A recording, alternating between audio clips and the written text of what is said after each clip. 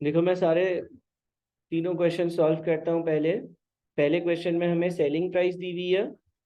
ठीक है, selling price है 11,000 और जो प्रॉफिट होगा ना वो 11,000 का कितना होगा 40%। तो हमने 11,000 का 40% लिया 4,400। हमारी जो टारगेट कॉस्ट होगी वो हो जाएगी 11,000 माइनस 4,400 विच इज 6,600। ठीक है, ये पहला सवाल हो गया आपका। अच्छा, दूसरा सवाल जो है दूसरा सवाल भी बड़ा आसान है। दूसरे सवाल में क्या है, आपके पास डेप्रिसिएशन पर यूनिट कैलकुलेट करनी है। तो आप टोटल 1.5 मिलियन की जो कॉस्ट है उसको डिवाइड कर दोगे 500,000 यूनिट से, तो आपके पास 3 पर यूनिट की डेप्रिसिएशन आ जाएगी। सही है। तीसरा सवाल, तीसरे सवाल में क्या लिखा हुआ है, इनपुट हमें नहीं पता। इनपुट का मतलब हमने कितनी क्वांटिटी परचेज करी थी ये नहीं पता। नॉर्मल लॉस की परसेंटेज 6% है। नॉर्मल लॉस का मतलब ये होता है कि कभी कभार आप प्रोसेसेस में कोई मटेरियल इनपुट करते हो ना, तो कुछ मटेरियल ज़ाया हो जाता है। ठीक है, या वेस्टेज होती है। आउटपुट आपको पता है 1.5 है। और कॉस्ट पर इनपुट, जितना भी मैं खरीदता हूँ पर इनपुट, यानी कि उसके 1 kg की या 1 यूनिट की जो कॉस्ट है वो 1400। अब मुझे इसके लिए एक इक्वेशन पता होना चाहिए, input minus losses is equals to output. Input मुझे नहीं पता है, एक्स एज्यूम कर लो। लॉसेस कितने हैं, लॉसेस की अगर परसेंटेज 6% दी हुई है ना, तो आम हालात में वो परसेंटेज इनपुट पर अप्लाई होती है। अगर इनपुट एक्स है तो लॉसेस कितने होंगे, 6% ऑफ एक्स। एक्स का 6% होंगे। ठीक है ना, अगर इनपुट एक्स है तो लॉसेस जो होंगे वो 6% ऑफ एक्स होंगे, इज इक्वल्स टू आउटपुट जो कि 1.5 है। अब अगर x में से मैं 6% ऑफ x माइनस करता हूं, यानी कि 1 में से मैं अगर 0.06 माइनस करता हूं, तो 0.94x इज इक्वल्स टू 1.5, या फिर x is equals to 1.5 divided by 0.94। 1.5 divided by 0.94 कितना आता है, 1.5 डिवाइडेड बाई 0.94 कितना बनता है, 1.4 डेसिमल प्लेसेस तक बताना, 15957। देखो, एक तो ये तरीका है इनपुट ढूंढने का, कि आपने इक्वेशन यूज करी, input minus losses is equals to output, फिर आपने इनपुट की जगह एक्स लिखा, आपने लॉसेस जो है वो 6% ऑफ इनपुट है तो 6% ऑफ एक्स लिखा, इज इक्वल्स टू आउटपुट, आपने आउटपुट की जगह 1.5 लिखा जो सवाल में दिया हुआ था। एक्स में से 6% ऑफ एक्स माइनस हुआ तो 0.94x इज इक्वल्स टू 1.5 आ गया।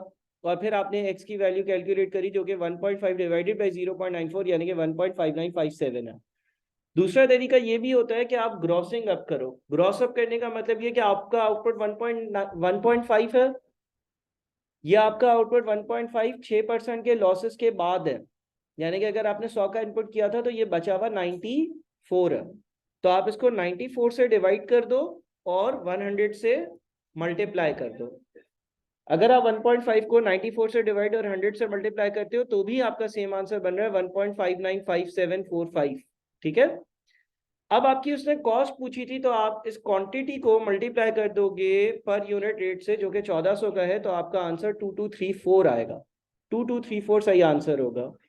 1.5957 का आपका इनपुट है और उसको आप 1400 से मल्टीप्लाई कर दो, क्योंकि उसने बोला था कि इनपुट की पर यूनिट कॉस्ट जो है वो 1400, तो टोटल कॉस्ट जो है वो 2234 बन रही है। ठीक है, ये हमारी कॉस्ट होगी इनपुट की। अच्छा जी, क्वेश्चन नंबर 4।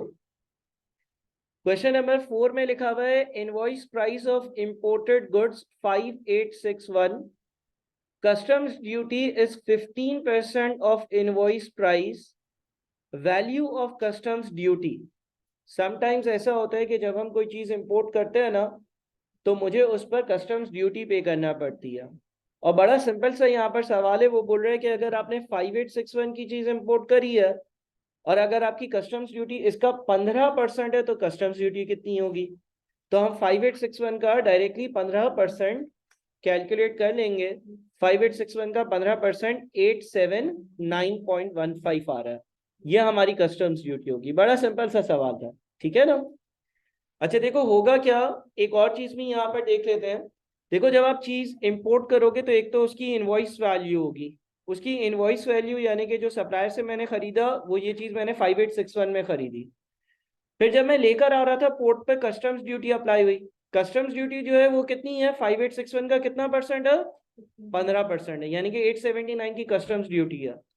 तो जो टोटल मुझे वैल्यू इसकी पड़ी, टोटल जो मतलब इसकी खरीदारी कर कर मेरी जेब से जो पैसा गया वो इन दोनों का एडिशन यानी कि 6740 है, करेक्ट। अच्छा अब अगर अगर अगर इनवॉइस प्राइस 100 होती, अगर इनवॉइस प्राइस 100 होती तो कस्टम्स ड्यूटी कितनी होती, अगर इनवॉइस प्राइस 100 होती तो कस्टम्स ड्यूटी 15 होती। अगर कस्टम्स ड्यूटी 15 होती तो ये चीज मुझे कितने की पड़ती, 115 की पड़ती, है ना। अब ऐसा भी हो सकता है कि आपके सवाल में ये चीज ना गिवन हो, या ये चीज गिवन हो, ये दो ना गिवन हो, कुछ भी हो सकता है।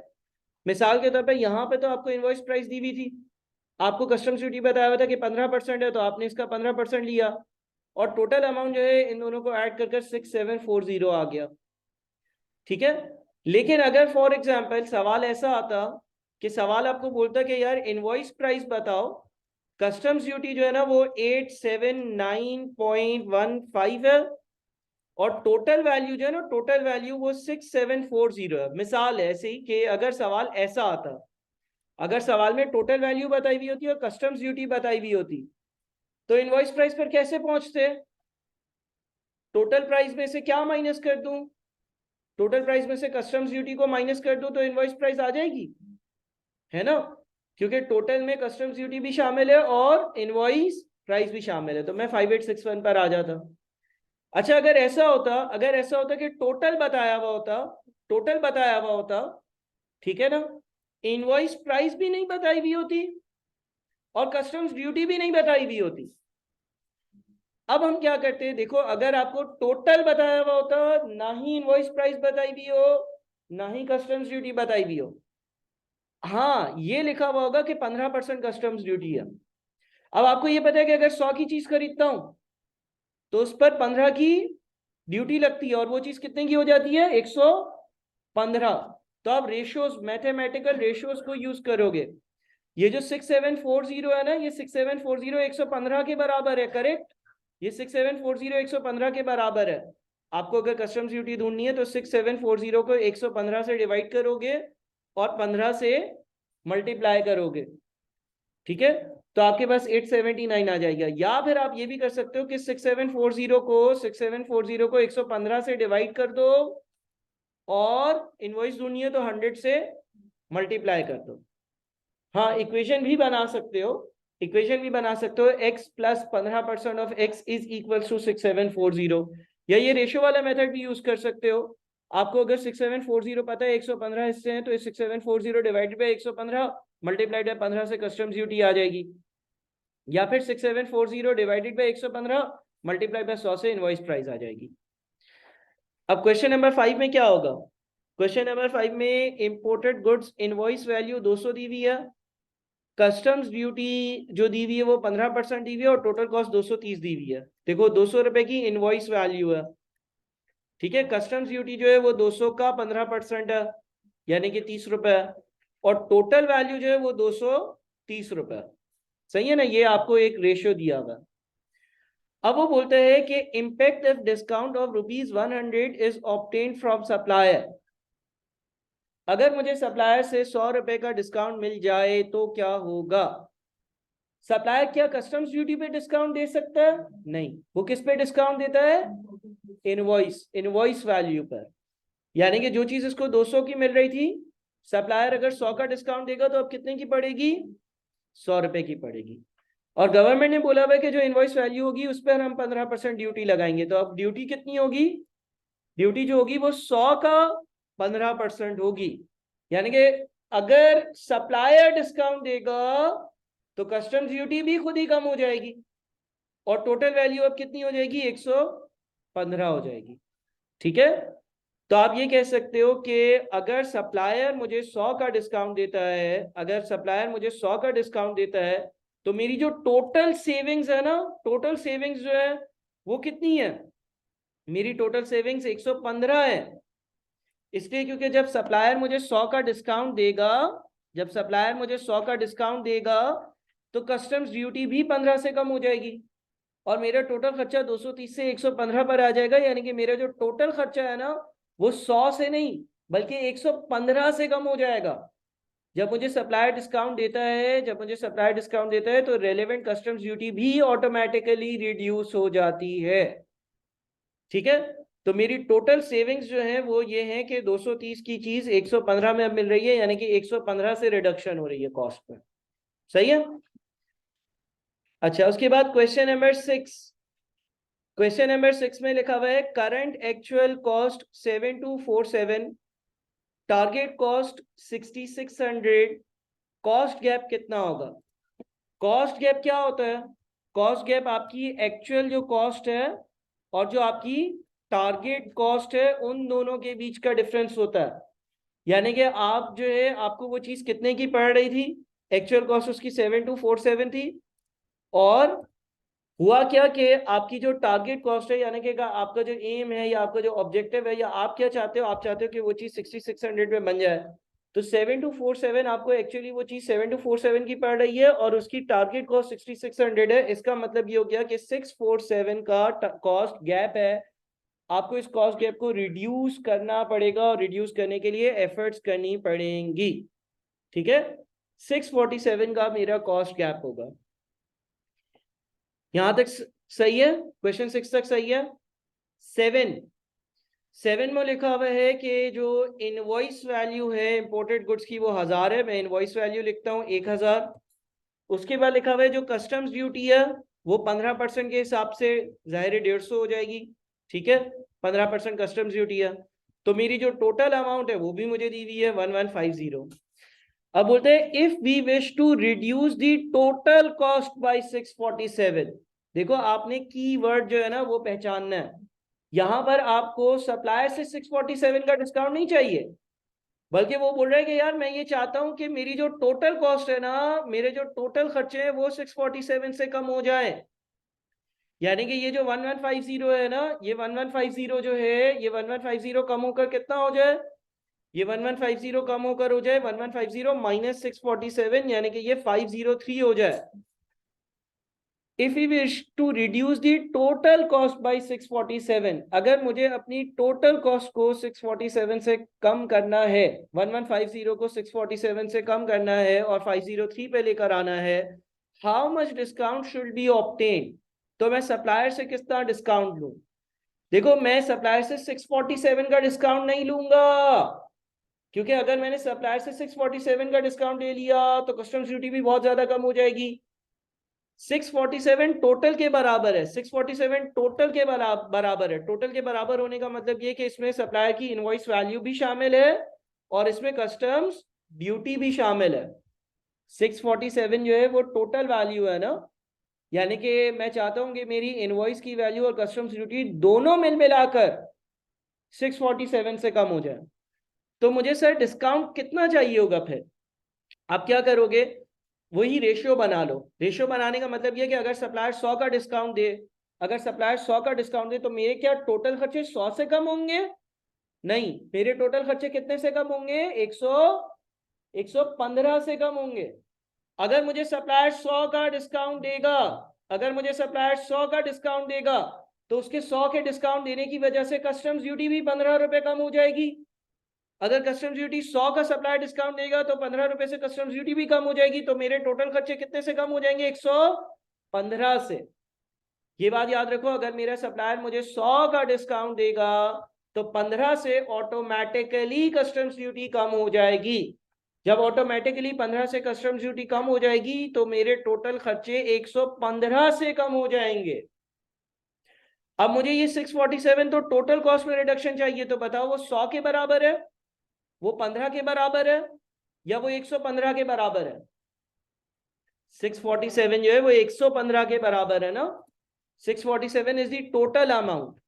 अब इस रेशो के हिसाब से चलो तो 647 रिप्रेजेंट्स 115 पोर्शंस, 647 रिप्रेजेंट्स 115 पोर्शंस, 115 से डिवाइड करेंगे और अगर मुझे ये मालूम करना है कि इनवॉइस में कितनी रिडक्शन चाहिए तो मैं 100 से मल्टीप्लाई करूंगा, ठीक है।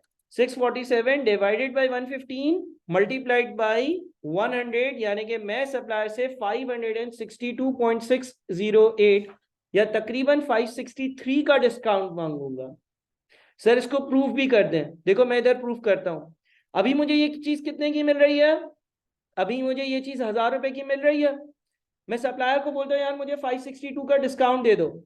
सप्लायर जब 562.608 का डिस्काउंट देगा, जब सप्लायर मुझे 1000 रुपए पर 562.608 का डिस्काउंट देगा, तो अब वो चीज कितने की पड़ेगी मुझे, 1000 में से 562.608 माइनस करो, 437 की पड़ेगी, 437.4। अब कस्टम्स ड्यूटी भी इसी पर अप्लाई होगी, इसका 15% ले लेते हैं,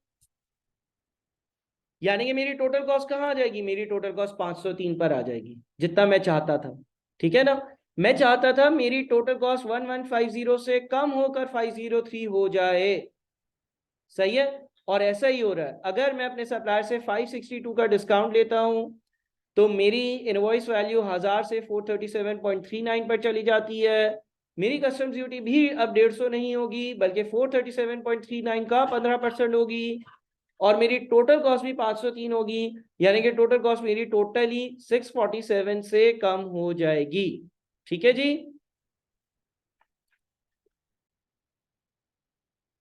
question number 8, shift time 8 hours, first 0.5 hours used to set up machines, per unit production time is 1.8 hours. How many units can be produced if production of partial units is possible, that is company maintains WIP and completes units in next time period? देखो 8 घंटे के लिए लोग काम करने आते हैं, आधा घंटा पहला जो है वो काम नहीं होता, वो जब आते हैं तो वो मशीन्स में ऑयल सही है या नहीं, मशीन की मेंटेनेंस हुई है नहीं, मशीन वर्किंग कंडीशन में नहीं, ये सब देख रहे होते हैं। तो इसका मतलब ये हो गया कि 7.5 घंटे वो प्रोडक्शन कर रहे होते हैं, यूनिट्स बनाने में वर्कर्स इन्वॉल्व होते हैं, और एक यूनिट 1.8 आवर्स में अगर बनता है तो 7.5 घंटे में वो 4.1667 यूनिट्स बना लेते होंगे। 4 यूनिट्स पूरे बना लेते होंगे और 5वां यूनिट कुछ हद तक पार्शियली कंप्लीट होता होगा, जो वो अगले दिन कंप्लीट करते होंगे, ठीक है। तो 4.1667 होगा आंसर, ठीक है।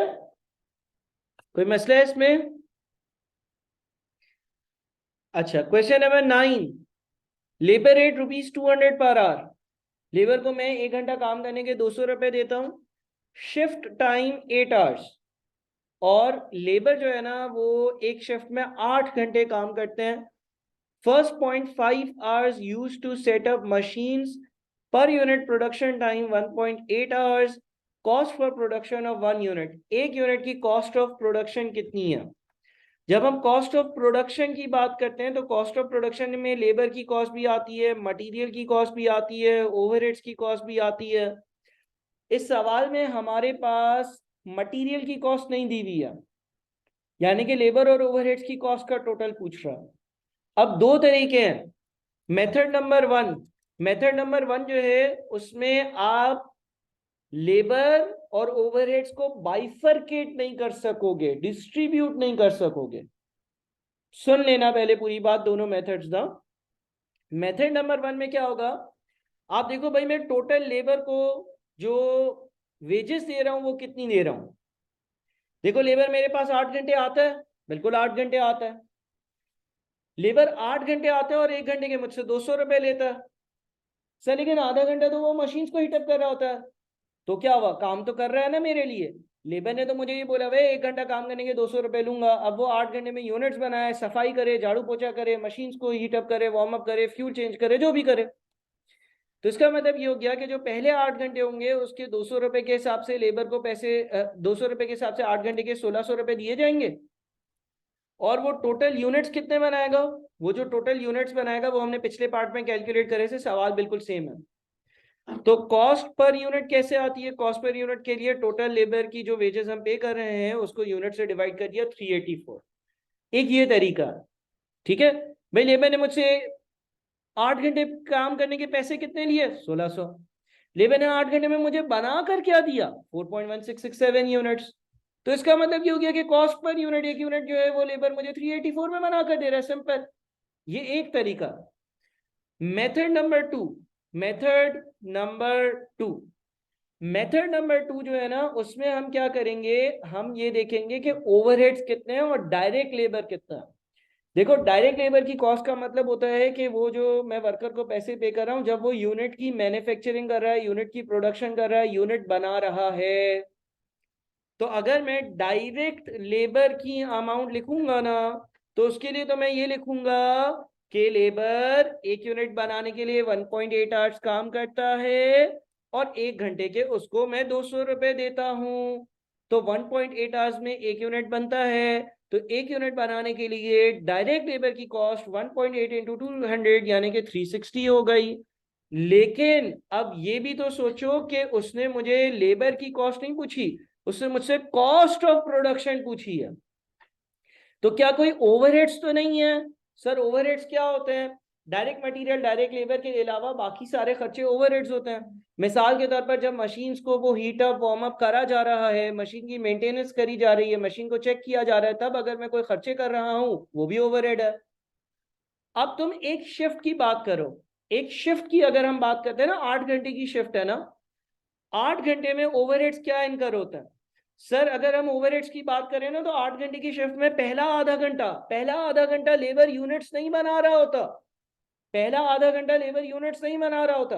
वो ये देख रहा होता है कि मशीन सही है या नहीं, मशीन में फ्यूल है या नहीं। और उसके हमसे वो पैसे लेता है, बिल्कुल लेता है, पर आवर रेट 200 रुपए, तो आधे घंटे के 100 रुपए लेता है।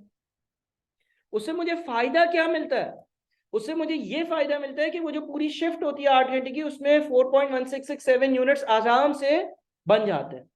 इसका मतलब मैं कितने यूनिट्स बनाता हूँ एक शिफ्ट में? मैं एक शिफ्ट में बनाता हूँ 4.1667 यूनिट्स।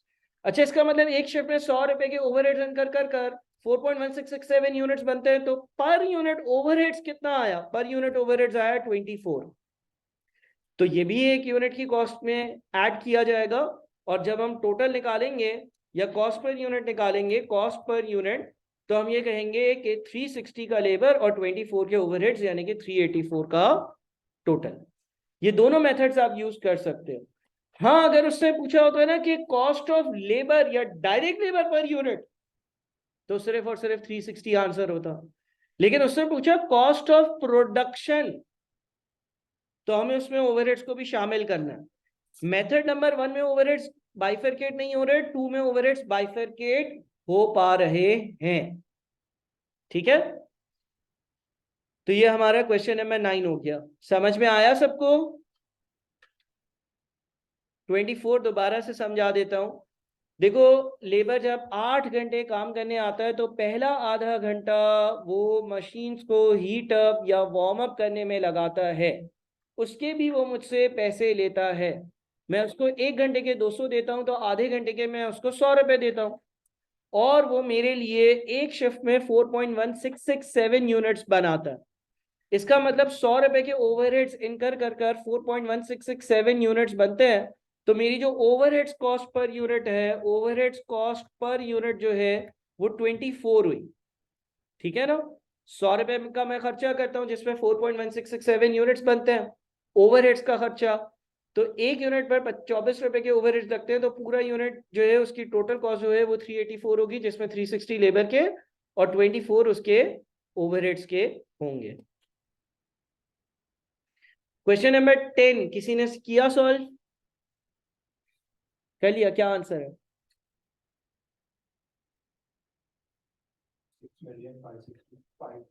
टोटल ओवरहेड्स मालूम, सही है, ठीक है। टोटल ओवरहेड्स मालूम मैंने ना फर्स्ट क्वार्टर के, फर्स्ट क्वार्टर के टोटल ओवरहेड्स के लिए 4280000 ये फिक्स्ड है। और उसके अलावा आपको 24 पर आवर पे करने हैं, और पहले क्वार्टर में टोटल 950 घंटे जो है वो काम हुआ। तो 950 घंटे के 24 रुपए के हिसाब से वेरिएबल होंगे और 42.8 मिलियन के फिक्स्ड होंगे, विच मीन्स के पहले क्वार्टर का टोटल होगा 6560000। ये फर्स्ट क्वार्टर आ गया। इसी तरह से सेकंड क्वार्टर, सेकंड क्वार्टर के लिए क्या होगा? क्वार्टर के अपने फिक्स ओवरहेड्स 428000000, उसके अलावा क्या होगा 24 मल्टीप्लाइड बाय सेकेंड क्वार्टर में 10500000 आवर्स काम हुआ 68 मिलियन, ये सेकेंड क्वार्टर की वैल्यू है। ठीक है, तो इस तरह से आपके पास दोनों क्वार्टर्स के ओवरहेड्स आएंगे।